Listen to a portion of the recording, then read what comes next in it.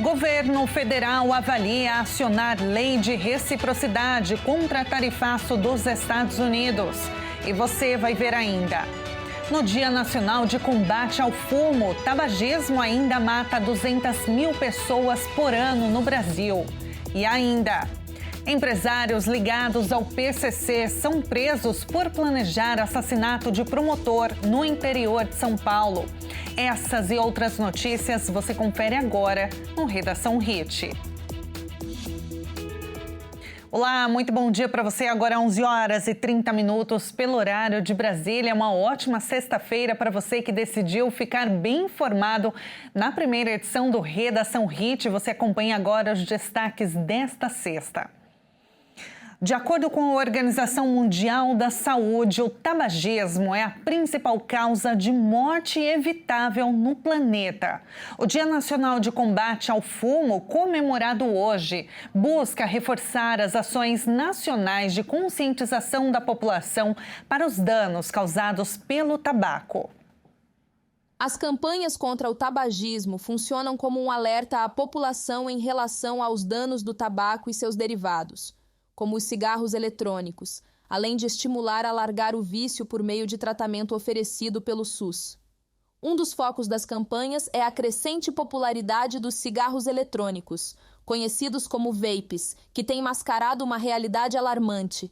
Longe de serem inofensivos, esses dispositivos contêm substâncias tóxicas que causam dependência rápida e severos danos à saúde física e mental, especialmente entre os jovens brasileiros. Cerca de 27 milhões de brasileiros com 14 anos ou mais fumam cigarro convencional ou vape, o cigarro eletrônico. Após décadas de queda no tabagismo entre adolescentes, a chegada dos eletrônicos reverteu essa tendência de forma preocupante. A venda de vape é proibida pela Anvisa desde 2009. A legalização em outros países não reduziu riscos. Apenas ampliou a comercialização, inclusive com forte presença de produtos no mercado ilegal. O vape tem pelo menos 80 substâncias, suficientes para causar várias doenças. Um estudo do Laboratório de Química Atmosférica da PUC do Rio analisou modelos descartáveis e recarregáveis e revelou uma mistura perigosa com nicotina em altas concentrações e metais pesados causam doença pulmonar, bronquiolite, risco de câncer e outras doenças. Como a gente viu na reportagem, o cigarro é a principal causa de morte evitável no planeta, no mundo todo, e chega a reduzir a expectativa de vida em 20 anos. Só para você ter uma ideia, o número de mortes relacionadas ao tabaco deve aumentar de 6 milhões de mortes para cerca de 8 milhões anualmente até 2030, sendo que mais de 80% delas vão ocorrer em países de baixa e média renda. Olha, segundo a Organização Mundial da Saúde, o tabagismo custa à economia global mais de $1 trilhão por ano. E não há vantagem nenhuma no tabagismo. É uma doença, precisa ser combatida e é por isso que nós vamos falar agora para trazer essa conscientização com o doutor Alex Davi Titinger, médico cardiologista. Doutor, muito bom dia, muito obrigada por aceitar o nosso convite e me desculpa se eu pronunciei o seu nome errado. Bom dia. Bom dia, não, pronunciou corretamente sim. Doutor, vamos lá. Como que a nicotina ela age no coração de um fumante?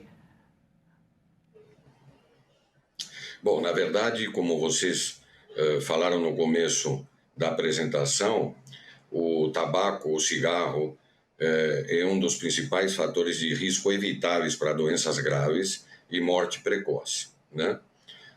Como sabemos, o cigarro tem mais de 7 mil substâncias químicas tóxicas e pelo menos 70 são cancerígenas. Já existe comprovação científica de que o cigarro provoca câncer no pulmão. Em relação a doenças cardiovasculares, o cigarro pode promover infarto agudo do miocárdio, acidente vascular cerebral e problemas na circulação periférica. A gente precisa falar também sobre os jovens, né?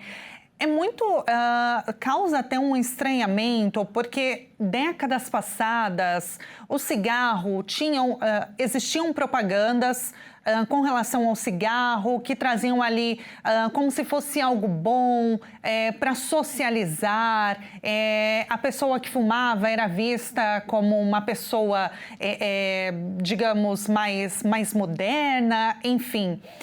E hoje a gente sabe, nós temos muita informação sobre os males, inclusive nas próprias embalagens de cigarro tem ali trazendo alerta do Ministério da Saúde, da OMS também, sobre os inúmeros riscos que trazem à saúde da pessoa. Mesmo assim, a gente tem visto que muitos jovens têm aderido ao cigarro e agora com essa nova forma, né, de fumar, que são os chamados vapes, enfim, cigarros com saborizados. Enfim, qual o alerta que o senhor traz para esses jovens, pessoas também que estão aderindo a essa moda que não é nada legal? Na verdade, há algum tempo atrás, alguns anos atrás, o fumar era um estilo que chamava muito a atenção, né? E hoje em dia já não é bem assim. Caso fosse assim, o número de fumantes estaria em níveis absurdos. O que a gente pode realmente orientar é que tanto o cigarro eletrônico como o cigarro convencional fazem muito mal à saúde, né? E de alguma maneira ou de outra, o preço vai ser pago em algum momento da nossa vida, porque além dos problemas relacionados ao câncer e a doenças cardiovasculares, nós temos as doenças respiratórias, né? A doença pulmonar obstrutiva crônica, pneumonias e o agravamento do asma.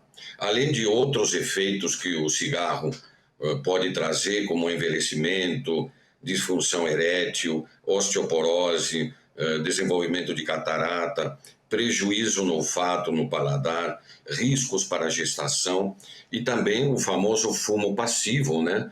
Tem muita gente que acredita que isso não acontece, mas de fato as pessoas que convivem com pessoas fumantes têm maiores riscos de saúde. O que fazer, então, para essas pessoas que fumam? Tem como se livrar disso? Como começar? Procurar primeiro médico, tentar largar esse vício sozinho? Qual a recomendação? O que eu recomendo é o seguinte: na verdade, em algumas pessoas não chega a ser um vício, é um mau hábito. Quando a pessoa consegue, por si só, largar o cigarro, retomar uma atividade física, procurar ter costumes mais saudáveis, maravilha. Mas quando a pessoa percebe de que não consegue sozinho, é muito importante procurar um médico. Existem tratamentos, porque muitas vezes o vício do cigarro nada mais é do que um transtorno obsessivo-compulsivo. E existe tratamento para isso. Então, não fique parado, procure ajuda, porque a sua saúde vai agradecer.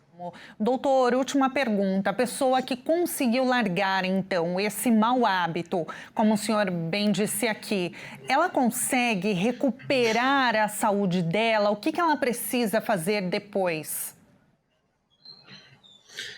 Na verdade, existe sim a possibilidade de recuperação. A grande vantagem e a boa notícia é de que mesmo que a pessoa tenha fumado um determinado tempo da sua vida, existe sim a recuperação com um sistema de reabilitação, né, e de práticas saudáveis. Perfeito, doutor. Olha, muito obrigada, viu, pelos alertas que o senhor trouxe aqui, por dispor a sua agenda para conversar conosco. É um dia importantíssimo, né? O Brasil é um dos países que mais tem ações de combate ao tabagismo, então é sempre sempre essencial a gente tratar desse assunto, porque, como o senhor disse, pode não ser quem esteja nos assistindo que fume, mas ela pode conviver com algum fumante. E isso traz inúmeros riscos, como o senhor disse aqui. Muito obrigada, doutor. Um ótimo dia para você e até a próxima. Eu que agradeço. Eu que agradeço. Um ótimo dia para vocês todos também. Muito obrigada. Nós acabamos de ouvir o doutor Alex Tittinger, que é médico cardiologista. E olha, mudando de assunto, 2 empresários foram presos nesta manhã por envolvimento em um plano do PCC, olha só, para matar um promotor em Campinas, no interior de São Paulo.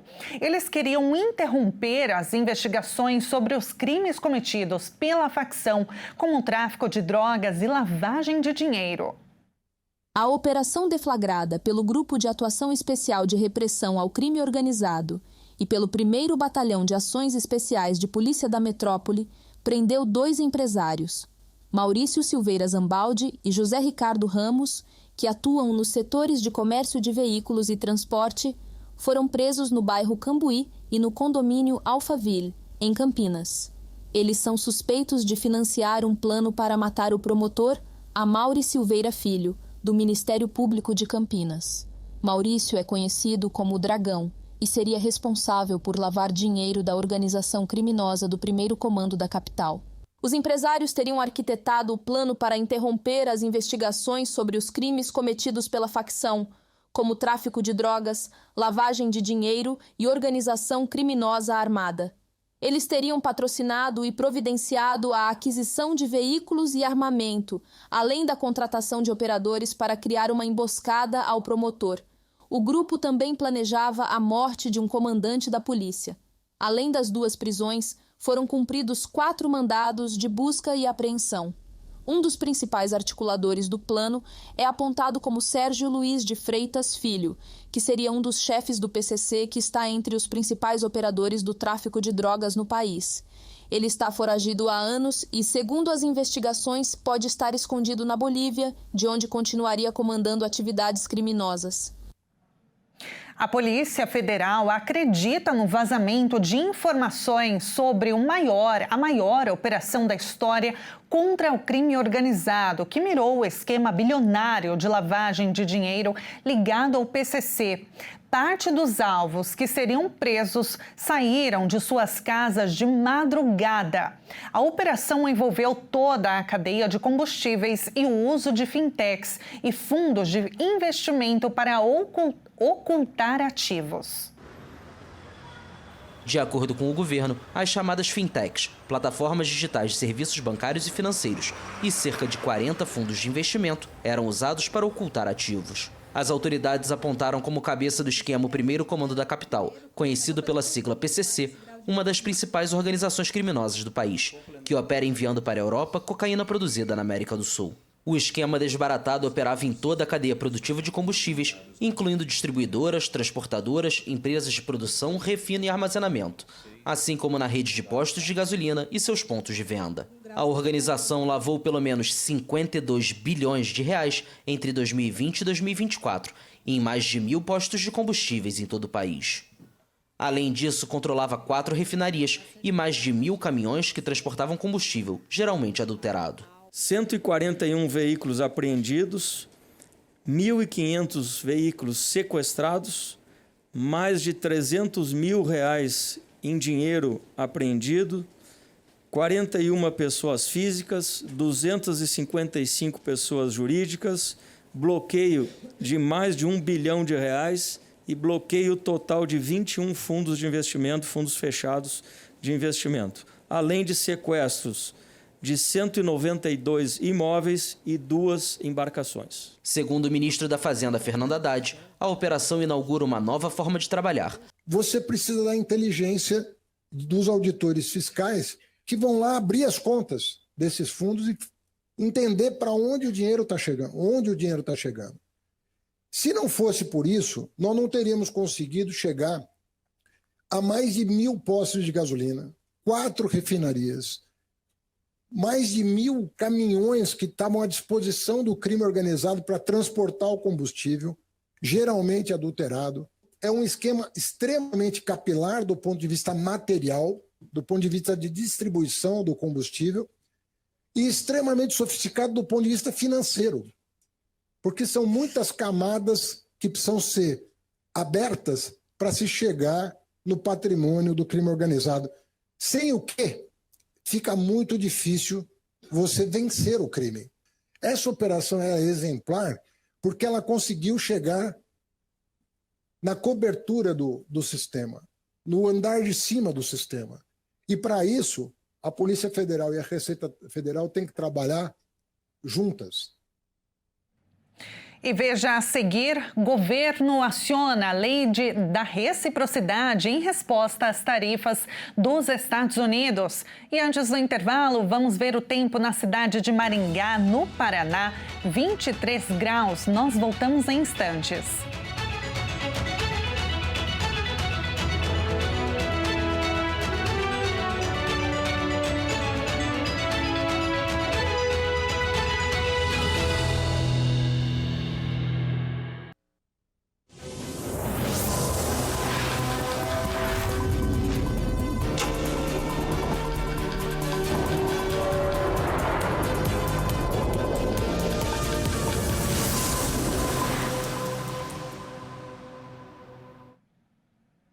O Redação Hit está de volta agora para você não perder a hora, 11 horas e 48 minutos. A Receita Federal publicou regras que igualam as fintechs ao tratamento de bancos. Com maior rigor, a medida reforma o compromisso de transparência de todas as instituições financeiras e atua contra o crime organizado. No mesmo dia em que 3 operações policiais combateram um esquema bilionário de organizações criminosas, a Receita Federal anunciou um novo esforço para conter a atuação de fintechs em favor de facções do crime organizado. Uma nova instrução normativa, publicada no Diário Oficial da União desta sexta, equipara as fintechs aos bancos, passando a ter as mesmas obrigações de transparência exigidas há mais de 20 anos das instituições financeiras tradicionais. As fintechs são empresas que usam a tecnologia para oferecer serviços financeiros de forma mais simples e rápida que bancos tradicionais. Segundo o texto divulgado, o objetivo é o combate aos crimes contra a ordem tributária e o crime organizado, em especial a lavagem ou ocultação de dinheiro e fraudes. Apenas uma fintech movimentou 46 bilhões de reais em 5 anos em esquema ligado ao PCC e outra recebeu 10 mil depósitos em dinheiro vivo para uma das fintechs no valor total de 60 milhões de reais. Para a Receita, quem mais se beneficia da falta de transparência das fintechs é o crime organizado. Diante das duríssimas tarifas impostas pelos Estados Unidos, o Brasil, maior produtor e exportador de café do mundo, espera que a dependência americana de seus grãos lhe renda uma isenção, mas também espera atrair novos mercados. Os Estados Unidos são o principal destino das exportações brasileiras de café, que, assim como a carne, está sujeito a um imposto de 50% desde 6 de agosto, por decisão do presidente Donald Trump. Outros produtos, como o suco de laranja e as aeronaves, foram isentos desta medida, tomada como represália pelo julgamento contra o ex-presidente Jair Bolsonaro, aliado de Trump, por suposta tentativa de golpe de Estado. A expectativa do setor é que o café também entre na lista de exceções em algum momento. Os americanos são os maiores consumidores de café do mundo e a produção local é insignificante em comparação com a demanda. Cerca de 1/3 do produto importado pelos Estados Unidos vem do Brasil. Segundo dados do Conselho dos Exportadores de Café do Brasil, mais de 16% das exportações de café brasileiro tiveram o mercado americano como destino no ano passado, com um volume de 8 milhões e 100 mil sacas de 60 quilos. Em um e-mail enviado à agência France Press, Jorge Viana, presidente da Agência Brasileira de Promoção de Exportações e Investimentos, afirma que os Estados Unidos terão dificuldade para encontrar novos fornecedores em um volume tão grande. Por isso, o Brasil ainda não desistiu de tentar negociar. Por outro lado, o país tenta encontrar novos mercados. A Apex Brasil lançou um programa de diversificação de mercados para ajudar as empresas brasileiras, identificando especialmente a Alemanha, Itália, Japão e China como mercados potenciais para o café verde brasileiro. Como um sinal, a China, grande rival dos Estados Unidos, anunciou no início de agosto que abriria seu mercado a cerca de 200 empresas exportadoras do queridíssimo café brasileiro. Os preços mundiais do café dispararam no início do ano devido à significativa redução de oferta, causada, entre outras coisas, por uma histórica seca no Brasil no ano passado. Era esperada uma tendência de baixa dos preços, mas a imposição das tarifas mudou o cenário. Márcio Cândido Ferreira, presidente do Conselho dos Exportadores de Café do Brasil, prevê um forte aumento a curto prazo e afirma que os primeiros a pagar essa conta serão os consumidores americanos. O governo federal avalia acionar uma lei de reciprocidade para retalhar as tarifas de 50% aplicadas por Donald Trump sobre produtos brasileiros. Essa medida vai ser estudada por um grupo de especialistas dentro do Ministério do Desenvolvimento, Indústria, Comércio e Serviços. O Brasil estuda a possibilidade de responder com reciprocidade às tarifas impostas pelos Estados Unidos aos produtos brasileiros. A informação foi confirmada por 2 funcionários do governo. Uma fonte confirmou que o presidente Luiz Inácio Lula da Silva autorizou uma análise interna para determinar se tomará medidas comerciais contra Washington, após as taxas de 50% impostas pelo colega americano Donald Trump. O Ministério do Desenvolvimento, Indústria, Comércio e Serviços terá 30 dias para determinar se as tarifas americanas se enquadram na Lei de Reciprocidade Econômica. Se for o caso, um grupo de especialistas deve elaborar propostas de contramedidas. A lei, aprovada por unanimidade pelo Congresso em abril, deu instrumentos ao Executivo para reagir a barreiras comerciais, podendo suspender concessões comerciais, investimentos e obrigações relacionadas a direitos de propriedade intelectual.